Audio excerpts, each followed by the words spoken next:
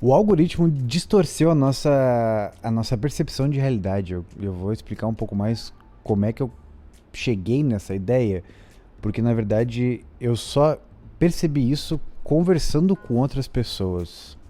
E quando eu digo isso, eu digo distorcer a nossa realidade em relação ao outro mesmo. Porque a gente é bombardeado com tanta coisa hoje em dia na internet que a gente não para pra pensar que as outras pessoas não estão necessariamente vendo as mesmas coisas que a gente está sendo bombardeado. E quando eu falo isso, eu não tô nem falando de pessoas que são muito distantes da gente, eu tô falando de pessoas, às vezes, do nosso convívio direto, elas veem coisas completamente diferentes do que a gente vê na internet. Dá pra entender cada vez mais que cada um de nós está se fechando dentro de nós mesmos ou de um grupo cada vez menor de pessoas e cada vez mais nichado mesmo, sabe? E quem trabalha com isso, quem trabalha com internet, seja, sei lá, num campo político ou qualquer outro assunto, já percebeu que quanto mais... que a gente não precisa agradar todo mundo, e sim começar a fechar um pequeno grupo de pessoas que têm interesses em comum. Literalmente começar a formar comunidades. Comunidades de pessoas que têm um gosto em comum. De todos os possíveis que hoje a gente pode ter. Um dos primeiros pontos que me fez parar pra pensar nisso e meio que formalizar essa ideia na minha cabeça é de que alguns anos atrás, ano passado, ano retrasado, eu assisti algumas lives que faziam react.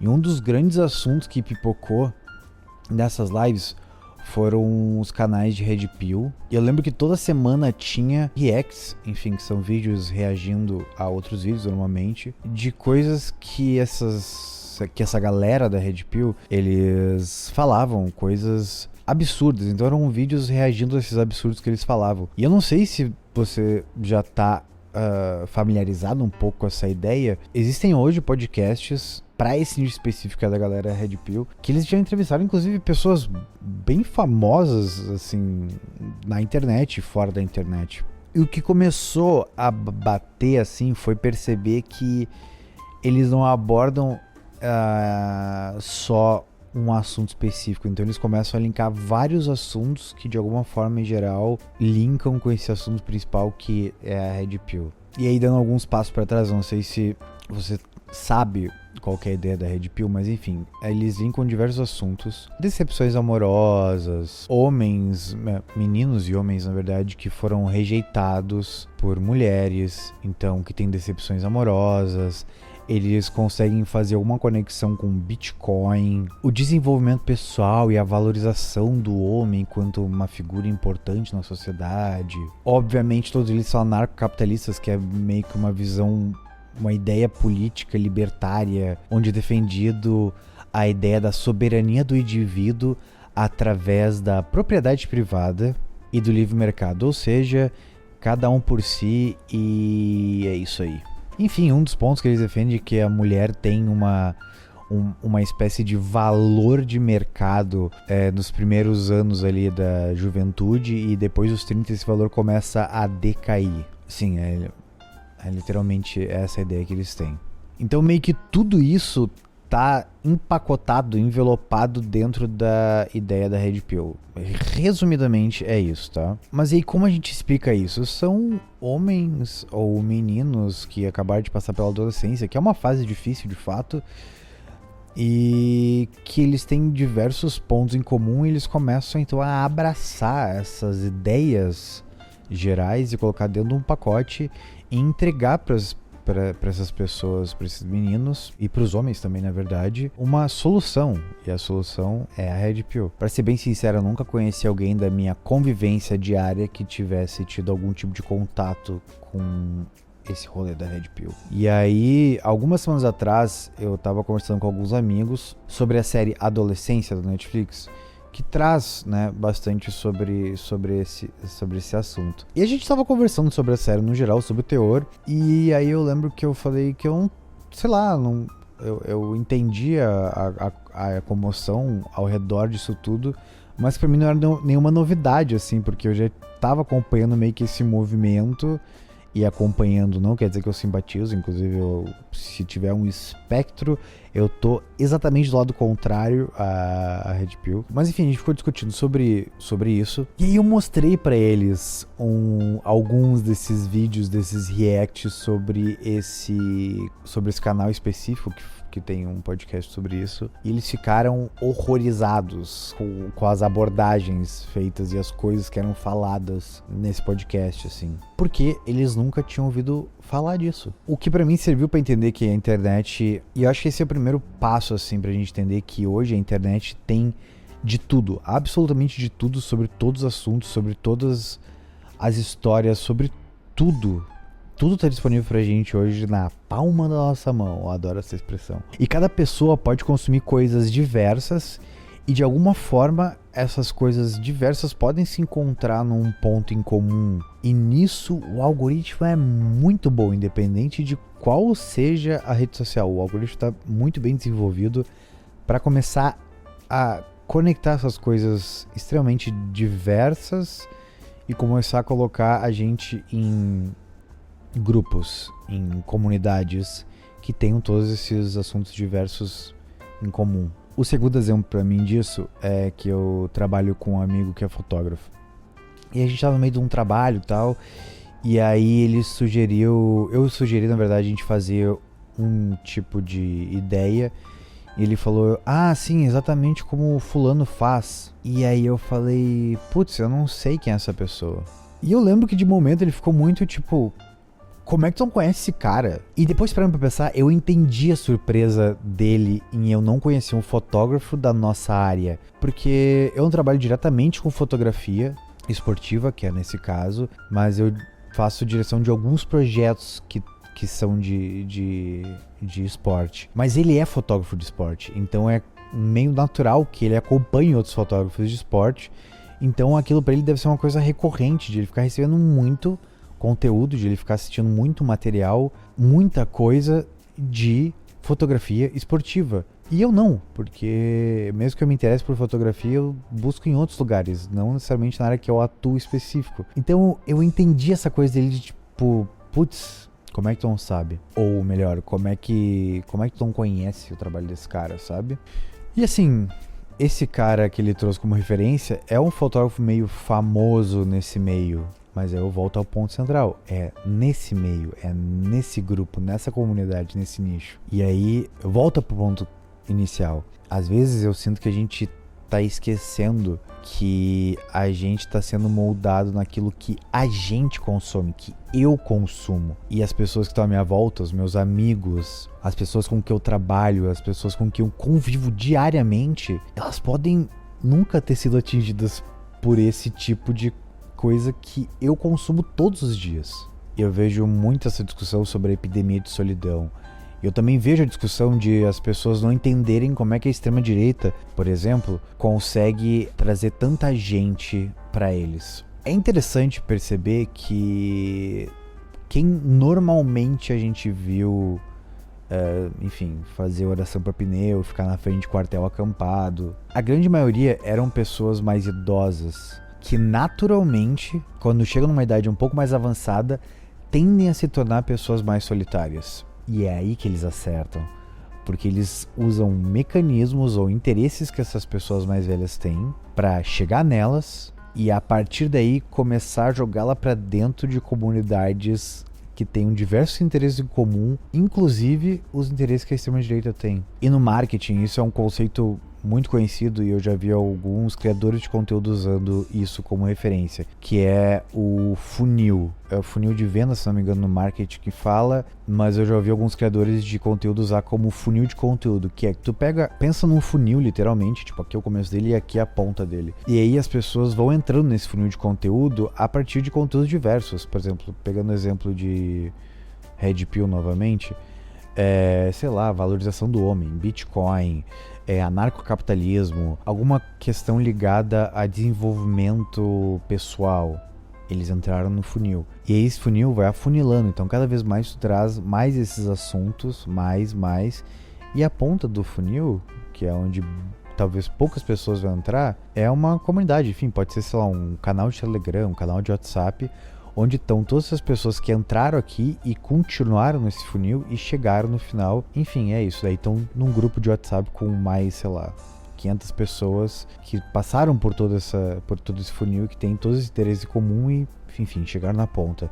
É meio que essa a ideia. Então pensa que essas pessoas mais velhas, elas foram talvez abandonadas, ou não abandonadas literalmente, mas assim, foram deixadas de lado pelos seus filhos, pelos seus netos, têm uma vida extremamente solitária, têm suas crenças, e aí eles são jogados dentro desse funil, e aí eles encontram outras pessoas velhas também, mais idosas. Velhas eu acho, pode parecer meio pejorativo, mas não é essa a ideia. E aí eles encontram essas pessoas, esse grande grupo, com diversos pontos em comuns com eles, então eles se sentem abraçados. E assim, eu tô usando esse exemplo, mas pode aplicar pra qualquer coisa. Se você tá assistindo isso e gosta de, sei lá, da esquerda radical, isso vai se aplicar também, porque tu vai encontrar um ponto em comum de pessoas que têm essa ideologia como tu tem. Ou se tu gosta de, sei lá, carros rebaixados e ninguém na tua volta acha isso legal, e aí tu vai encontrar um grupo onde pessoas amam Velozes e Furiosos, amam, enfim, qualquer outro assunto ligado ao mundo de carros e drift. A minha ideia de raciocínio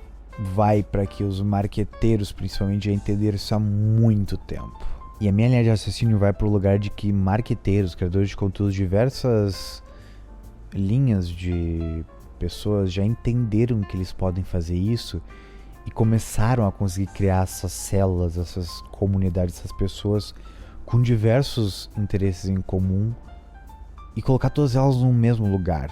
E além de conseguir colocá-las nesse mesmo lugar, eles sabem se aproveitar disso. É aquela velha história de tipo, uma vizinha me contou tal coisa, deve ser verdade, porque enfim, eu conheço ela, é minha vizinha. Só que pensa isso num grande grupo de WhatsApp, onde várias pessoas com interesse em comum, com gozo em comum, os caras começam a apresentar outras coisas. E aí tu tá num ambiente seguro, tu foi colocado num lugar onde diversas pessoas, pessoas diferentes, com interesses comuns com o teu estão, então aquilo começa a se tornar quase que uma realidade paralela, uma percepção paralela do que de fato tá acontecendo no mundo, porque tu tá num lugar onde tudo te abraça, tudo faz sentido, tudo tá de acordo com o que tu acredita. Então qualquer outra coisa que vai começar a ser jogada lá dentro, vai começar